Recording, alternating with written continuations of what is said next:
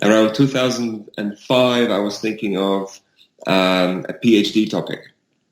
And this was very soon after the Orange Revolution in Ukraine, which made me realize that I knew very little about this huge country right next to mine. I come from Poland, but I knew very little about Ukraine. I knew that I had some Ukrainian ancestors. My great-grandmother was Ukrainian, but this was not something that my grandparents really spoke about very much. In my grandparents' generation, very strong anti-Ukrainian stereotypes were the norm. But for me, that only really raised my curiosity.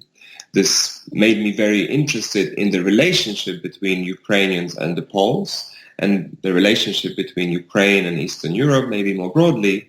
All I knew about was really the wartime history that has been written about much more, the history of violent ethnic cleansing campaigns and the post-war population exchanges. But I couldn't really find much information about what happened after. What happened in the second half of the 20th century to the relationship between Ukraine and its Western neighbors. So that was one thing that really inspired me to write this book.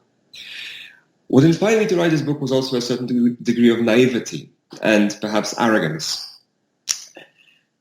My own country, Poland, had just joined the European Union when I was starting this project, and I believed that it was only going to become ever more liberal and ever more closely integrated into European structures. Now, this sense of certainty has disappeared, and I think writing a book actually makes you less certain about the world around you than you would be otherwise.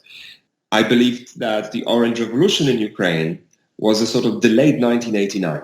I thought that just as former Soviet satellite states had undertaken a major project of reform in 1989, Ukraine was entering on that same path 15 years later.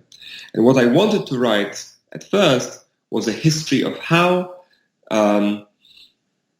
major protest movements in Eastern Europe, how the rise of dissent in Czechoslovakia, in Hungary, in Poland, how these factors influenced Ukrainians. I wanted to see what people in Soviet Ukraine thought about these opposition movements and what inspired them perhaps to follow those movements in Eastern Europe. When I started doing my research, I had to revise almost all of these assumptions.